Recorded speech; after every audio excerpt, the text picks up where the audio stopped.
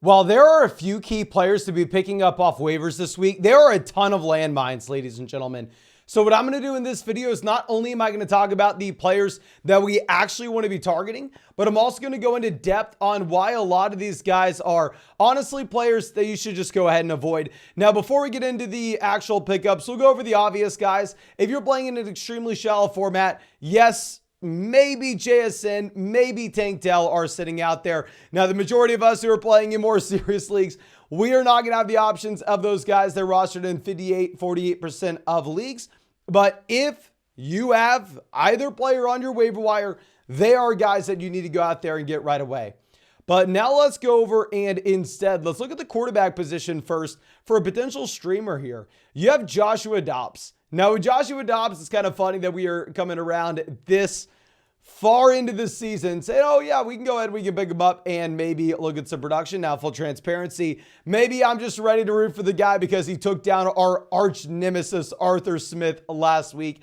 But nonetheless, what I'm looking at is a quarterback with a ton of rushing upside and now great weapons, right? Because we saw the rushing upside from the beginning of the season all the way through this past week for Dobbs, where this is a quarterback that's had 4 rushing touchdowns on the year. This is a quarterback that's had 324 rushing yards as well, which is phenomenal. And that is something we can be very excited about. But why we've been a little bit hesitant with Dobbs so far is just given the fact that when he was in Arizona, the supporting cast, laughably bad. Well, now you're kind of seeing it in Minnesota, where you're surrounded instead of just by, say, Rondale Moore and Hollywood Brown. No, instead, you actually have real options. You have TJ Hawkinson. You have Jordan Addison here in this offense.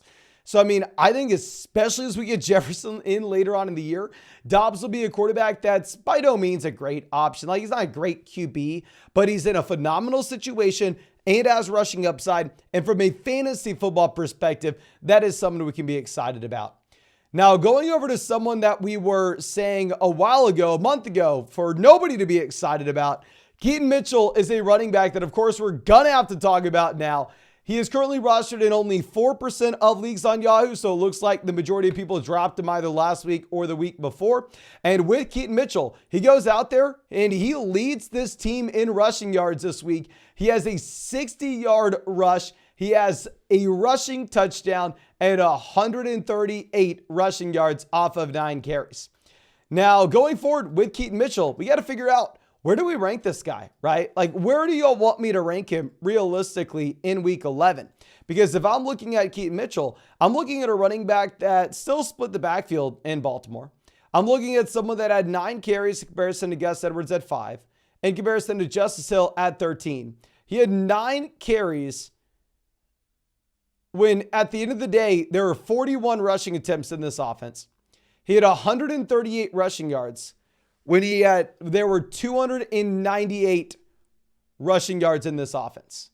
So I realistically don't know what y'all are expecting here with Keaton Mitchell. Maybe make the argument, well, Mason, he's going to be more involved as a receiver. He had -4 receiving yards this week. Well, Mason, he's a rookie. He's going to continue to expand his role as the season goes on. It will no longer be the combination of Justice Hill, Keaton Mitchell, and Gus Edwards. It's only going to be Keaton Mitchell and Keaton Mitchell alone. That's not going to be the case, ladies and gentlemen. You go and look at Keaton Mitchell. He weighs 179 pounds. Okay, so I'm sorry. It's just not happening here. I mean, maybe if you were like in an underdog best ball draft, or maybe if you were like a DFS tournament, then yeah, you could go ahead and look at him. But the ceiling for him to make a difference in your shallow redraft format, in my mind, probably isn't there. Even he can be a phenomenal real life player. And of course, you want to root for the undrafted free agent. If you weigh 179 pounds, so you can still be a great real life player, not make a difference in fantasy. So you can definitely pick him up if you want, but please don't go out there and rush to play him this week. Now, going over to the wide receivers, Demario Douglas is someone that we will bring up again. I mean, he had 7 targets, 55 receiving yards, and 5 receptions against Washington here. Obviously, with the Kendrick Bourne injury, he is viable. They are spreading the ball around in New York, and this is still a very bad offense, right? So realistically, going forward, Demario Douglas is never really going to be someone that I'm super excited to go and start. I think he's more so like a roster clogger at wide receiver with a cap ceiling. I'd almost say the same thing with Noah Brown. Yes, Noah Brown won a ton of money for people in DFS tournaments this weekend. 153 receiving yards, the receiving touchdown, 6 receptions, in a game where CJ Stroud looked like one of the best quarterbacks in the NFL. Now, going forward, the question is, where can you realistically rank this guy? He's not ahead of Nico Collins. He's not ahead of Tank Dell. Dalton Schultz looks to be seeing more targets than he is. So Noah Brown looks to be a wide receiver that's maybe the 4th guy in the target totem pole, where he's kind of just a guy, right? He's not like a superb talent. So Noah Brown, do not pick him up. I know he was great this week. Don't waste his spot, though. Now, someone that didn't play but actually plays tonight, I was surprised to see that Quentin Johnston is only rostered in 32% of leagues right now. So it looks like the majority of people have Quentin Johnston out there on their waiver wire. And yeah, I 100% understand if we dropped him, say, 2 weeks back after the Kansas City Chiefs game where he had 1 reception, or after the Dallas Cowboys game where he walked away with 0 total yards. I mean, I'd understand letting him go, but now, I don't know. I have to go out there and I have to pick him up. You have the injury to Mike Williams on top of now the injury to Joshua Palmer. Palmer headed to the IR to join Mike Williams. And now we have Keenan Allen, and that is it. We know it's a phenomenal offense. I thought Quentin Johnston was an interesting rookie in that if you are looking at his profile, I mean, he broke out as a true freshman. He dominated as a true sophomore. He declared as a true junior. He went round 1 of the NFL draft with a good quarterback. So, I mean, he checked a lot of the boxes. I mean, it's obviously very frustrating. By no means am I starting him this week. It's a very tough matchup against the Jets as well. I think his underdog pick him for tomorrow night, or I guess it's tonight at this point, is going to be about 30 receiving yards against the Jets. If he shows anything, though, I think he does have the possibility of being the top pickup of the week.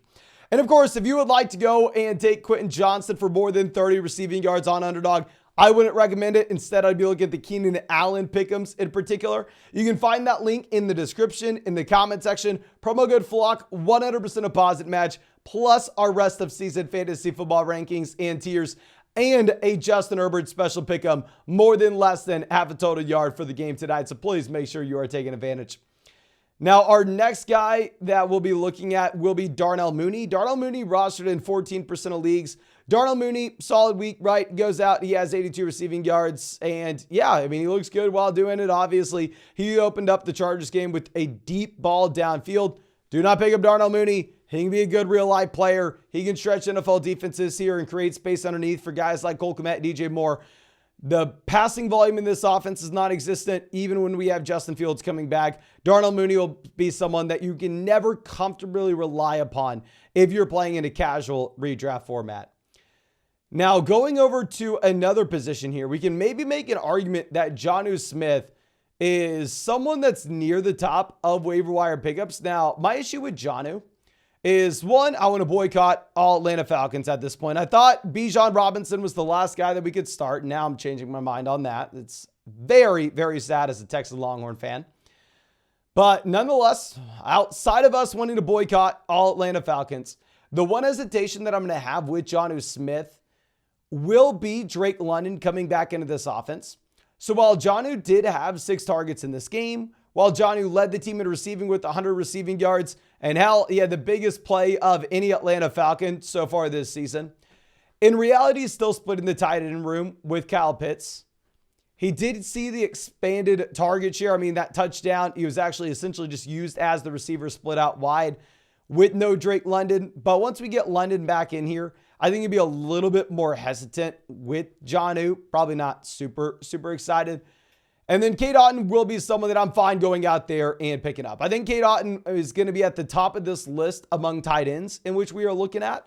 Because with Cade Otton coming off a game where he had 9 targets, multiple receiving touchdowns, obviously a younger tight end that you wouldn't have expected to break out last year, right? I mean, if Cade Otton was going to break out, it's probably in year 2, in year 3, not in year 1. He's getting consistent target volume. He had 9 targets this week, 6 targets the week prior, 6 targets the week before that as well. So I think Cade Otton, if you needed a tight end, would be a fine pickup. Now, going over to another tight end that could be a fine pickup, Luke Musgrave is someone else that we need to be looking at. Now, my issue with Luke Musgrave is they very much are spreading the ball out everywhere in Green Bay currently.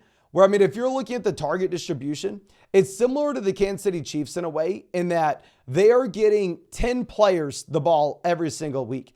And with the Chiefs, obviously, we can say, okay, well, these elite level talents attached to Patrick Mahomes, they're exciting. Here, it's a little bit tougher in this offense, of course. Now, with Musgrave, he does score the receiving touchdown, but he only has 4 targets this week. And for that reason, if I had to prioritize one of these tight ends, I think it would be Jonnu Smith or Cade Otton. And if you wanted to go Jonnu over Otton, I would be fine with it. It's just more so my ban on all Atlanta Falcons players. I'm protesting, ladies and gentlemen. This is a protest here. Now, going over to a potential defensive streamer that y'all could be looking at. We know a couple different things. We know the Europe games get a little wild. You have the Colts and Pats playing overseas. Should be a lower scoring game overall with the travel. The Patriots have one of the worst offenses in the NFL. So if you needed a streaming defense, I wouldn't mind going ahead and just taking the Indianapolis Colts here in this game. I believe the spread, the Colts are going to be favored in this game by about 1.5. And if you look at the over-under, it should be a little bit of a higher scoring game, but still. I mean, I think that most people should have the Colts sitting out there with their waiver wire. But I think that's all I have for y'all. So I'm going to reiterate the obvious ads: Jackson Smith-Njigba, Tank Dell. They're most likely not available in your league. If you need a quarterback streamer, go Joshua Dobbs. Keaton Mitchell is worth the... I'll look at him. We'll throw him in the bottom end of the roster and see if anything happens. For the love of God, do not start him this week. Demario Douglas, kind of the same thing. You can throw him at the bottom end of your roster if you can. Don't waste a spot on Noah Brown. Do not waste a spot on Darnell Mooney. Quentin Johnston is going to be that main guy that I think has upside with Palmer going to the IR, but we do get to see what he does tonight before we have to make that pickup. So not a great week from the waiver wire. Honestly, I think we probably keep a lot of these guys that you had previously.